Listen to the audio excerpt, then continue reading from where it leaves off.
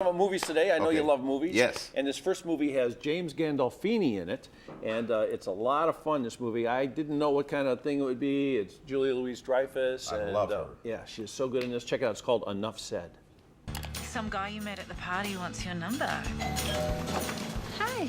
Hi. Oh, did I get the day wrong? No. Why? Because you're wearing your pajamas? It's Sunday. I like to be comfortable. Oh, good. This is my daughter. Wow, she's stunning. Here's mine.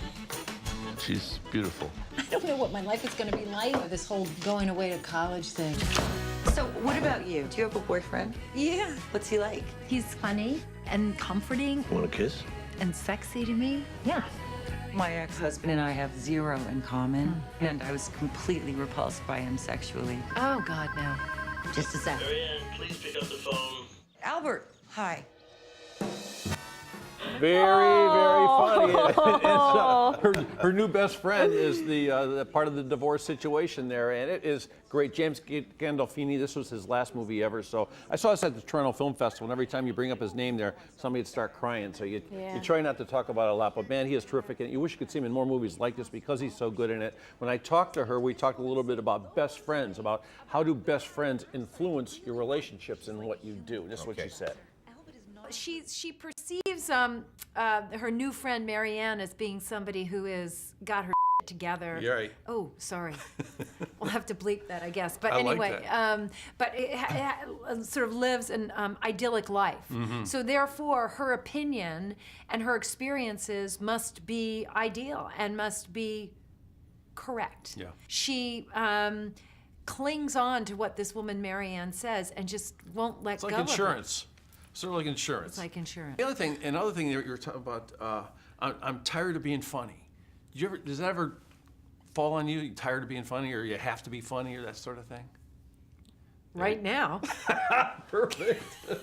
I love seeing you. Thank you so much. Thank you. It's so nice.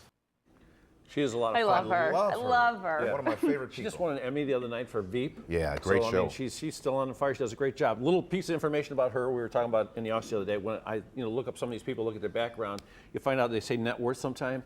I think Oprah is worth like $2 billion or something like that. Yeah. She's worth $3.4 billion. Yeah. Believe that? Yeah, her dad had a big fortune. He was the CEO of Adidas shoes and a whole bunch of stuff. So Didn't they have the Dreyfus Fund too? The mutual fund, I think that was part of her definitely. fame. Yeah. So I think you always want to be Oprah's boyfriend. Maybe you Yeah, could maybe try we should this. go after her. I would be, believe She's me, if she smoking. would have me, I would have her. Absolutely right. Absolutely. I'm going to go ahead and put that on the bucket list. There you go. Oh, yeah. There you go, Jimmy. There you We got that straightened out. All right. Okay, the next one is called Rush, and this is about Formula One racing. It's a Ron Howard movie, an unlikely style movie for him, but he's into this race thing real great. It takes us back to 1976, one of the most famous Formula One racing seasons, Rush.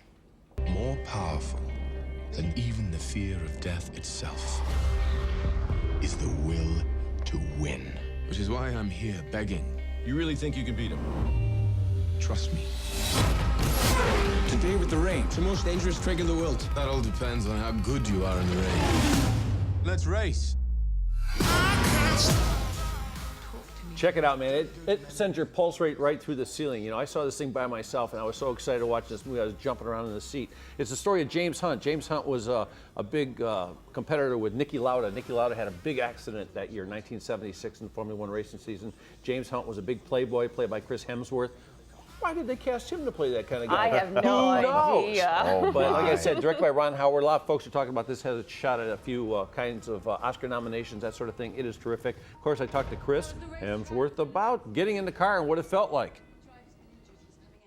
It was the first thing we did. It was the driving lessons, and then it was sort of boot camp of 3 or 4 weeks, and you understand what it was about. You have a taste of it, and you go, oh, okay, I can see how you can get hooked into this, and especially the vibrations of the car. You're cocooned in these things, and it's all an extension of you. And you're tall for one of these cars, aren't you? Yeah, definitely. And James Hunt was 6'2", and I'm 6'3", and he had a hell of a time getting in the car too. It was constantly complaining about the positioning of the seat, and the cockpit was too small and all that, and I could empathize with that, definitely. I have a young producer I work with. Her name is Sam. And when she heard I was going to talk to you, she wanted to climb in the suitcase and come with Is that me. right? Do you hear a lot of Did you hear a lot of stories like that? Not the suitcase, no. That's it's kind of scary. kind of scary. He said it's kind I'm of glad scary. you didn't say me. There's Sam over there in the corner going, oh my Sam, God. give us 3 time cues over there. She can't even think straight. Oh my gosh. Wow. Do women in England get all excited when they hear our accents? I mean, they're giddy over here over this. You know, sometimes when I'm walking behind you when we're out in public, I hear things like that. I'm not sure that's what I'm hearing, but I'm hearing something. All right. Sort of fun, huh, Sam? Yeah. So this is a fun movie, a lot of fun, and you know, if you're not a racing fan, you can see it's really about that background thing. You know, he's married to Olivia Wilde. You know, I like her a lot. yeah, she's great in the movie. Another name on my bucket list. It's just a terrific movie, so check it out. Okay. I saw another movie. It's one of those movies that, you know, I don't know if I really want to sit through it and all that kind of stuff, but man, I had a great time with it. Cloudy with a Chance of Meatballs was a big hit. Made over $100 million, $150 million, something like that. It's for kids, but if you're going to go to a movie with kids, this is really clever. It's called Cloudy with a Chance of Meatballs 2. I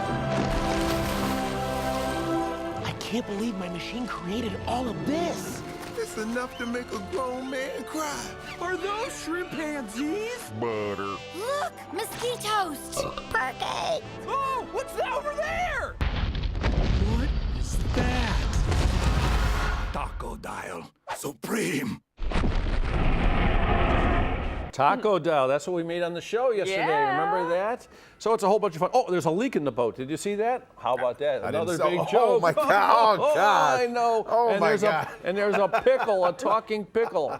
Yeah, so it is a lot of fun. It's got some great voices in it. Among them, some guys that we should get to know a little bit better here at Fox. Terry Crews, very funny guy, and Adam Sandberg. That's the hope, you know. It's a family movie. It's something that we're hoping everybody goes and sees, and I think it does deliver in that way. Yeah. You know what else I hope works, because I work at Fox, is Brooklyn Nine-Nine. Now we're talking. Hey, baby. Co-stars right here. Yes, yes. Co-stars. Yes. That is great. So this character of yours, he seems a little rebellious in terms of how he wants to dress and all that sort of thing. Huh? Sure, yeah. Tell me about this guy. Jake Peralta, the character I play on the new Fox show, Brooklyn Nine-Nine. Listen to that, folks, huh? Premieres this Tuesday. Thanks, Sony, for giving us this platform to talk about it. Yeah. Jake Peralta, he's a detective who kind of, you know, is a lone wolf, and Andre Brower comes in as the new captain. He's trying to whip the precinct into shape, and my character's resisting. But we're having fun, man. It's a good show. We're having a ball.